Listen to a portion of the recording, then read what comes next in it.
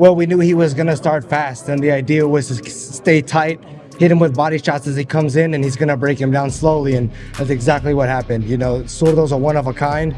The guys don't throw to the body like he does in this division, and they're not ready for it.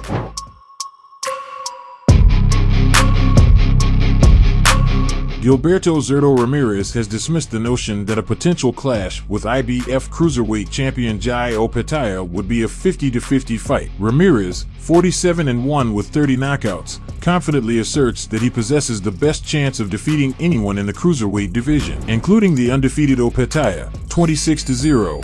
20 KOs, with Opetaia potentially lined up as his next opponent. Ramirez's bold claims will soon face a real test in the ring. However, the boxing community remains skeptical. Many fans argue that Ramirez has little to no chance against Opetaia and predict a knockout loss. Opetaia, widely regarded as a superior version of Dimitri Bivol, whom Ramirez lost to in a one-sided unanimous decision in 2022, brings youth, strength, and speed to the division. For Ramirez, the fight against Opetaia could prove even more challenging than his bout with Bivol. Ramirez recently added the WBO cruiserweight title to his accolades by defeating Chris "Bill I Am" Smith, 20-2 with 13 knockouts, on Saturday during Latino Night at the venue in Saudi Arabia. The victory came via unanimous decision, with scores of 116-112, 116-112, and 116-113, but the performance left many questioning the quality of opposition. Critics argue that Billiam Smith, despite being a world champion, appeared to be more of a British-level fighter, exposing the lack of depth in the cruiserweight division.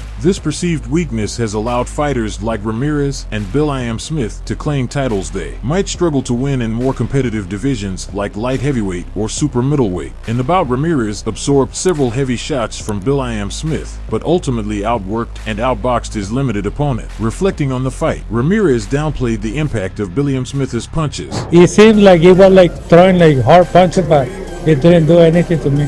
Observers noted that Billiam Smith's shortcomings, particularly in stamina and mobility, prevented him from capitalizing on his power. If Billiam Smith had better conditioning and footwork, he might have caught up to Ramirez and landed something significant enough to change the fight. Despite his recent success, Ramirez's claims of dominance in the cruiserweight division have sparked debate. When asked about the fans' perception of a 50-50 fight with Opetaia, Ramirez dismissed the idea. I don't know if it's 50-50. I think I had the best chance to beat everyone in this division. Skeptics, however, remain unconvinced. Ramirez is too slow and too hittable to beat someone like Opetaia. His only chance is to turn the fight into a war, walking through shots and outworking his opponent, similar to how Benavidez managed to push Opetaia in their rematch. Still, Ramirez is undeterred by the doubters. Everyone saw what we did in the ring, and now everyone's talking about me, right? Because I won with another champion, and it's the second time that we beat the two champions already in this division, and now people, they think I'm the real deal. Despite Ramirez's confidence, fan interest in the Latino Night event on DAZN last Saturday was limited. Those who tuned in to see his victories over Bill I Am Smith and former WBA champion Arsen Goulamirian were left unimpressed, with many still doubting his ability to pose a serious threat to Opetaia or even remain competitive at the highest level of the division. Subscribe. Please like and comment. This is very important for the development of the channel. See you later.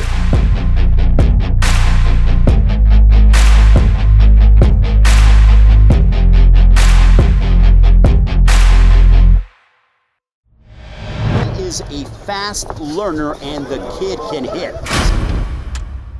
He says, his goal is to fight for a world title. That's what he came to the United States to do. He's one of the greatest amateurs that ever lived.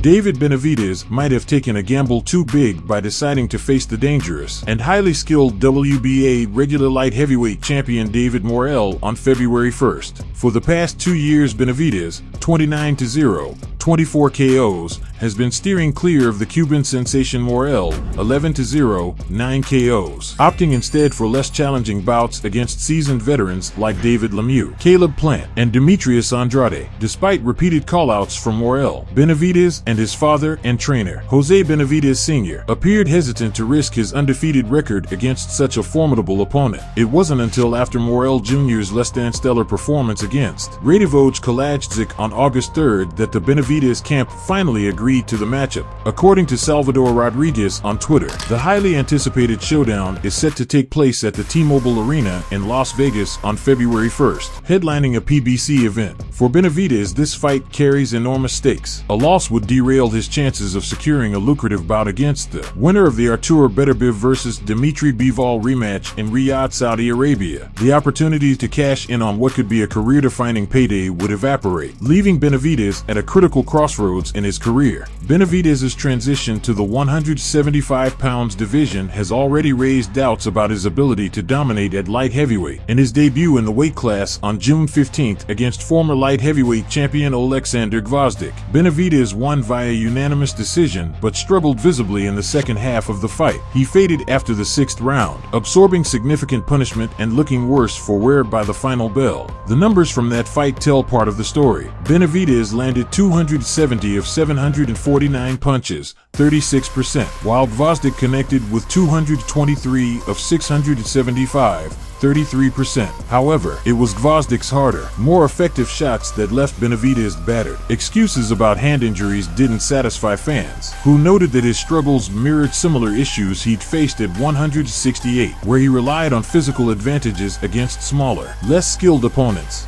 For years, Benavidez built his undefeated record fighting lesser-known names, avoiding fighters his size or skill level. But now, the step up in competition has exposed cracks in his style. Against Gvozdyk, his power didn't carry over to the 175 pounds division, and his high-volume, combination-heavy approach appeared less effective unless he makes significant adjustments. His future at light heavyweight could be bleak. David Morrell represents perhaps the worst stylistic matchup for Benavidez. Widely regarded as the hardest puncher in the division, Morrell has the power to punish Benavidez if he attempts to outwork him with his usual volume punching. Unlike Gvozdyk, Morrell combines his power with precision, making him a nightmare for an opponent who leaves openings during relentless exchanges. Morrell's previous fight against Kalajdzic presented a different challenge, as Kalajdzic is a skilled counterpuncher with serious knockout power, while Morrell showed caution and respect for Kalajdzic's counters. Benavidez's more straightforward, pressure-heavy style could play directly into the Cuban's hands. If Benavidez thought Gvozdyk was tough, he may be in for a rude awakening against Morrell. The Cuban slugger has the tools to not only beat Benavidez, but potentially end his reign as an elite fighter altogether. A knockout loss to Morrell would cement Benavidez's light heavyweight experiment as a failure and leave his career in limbo. Subscribe. Please like and comment. This is very important for the development of the channel. See you later.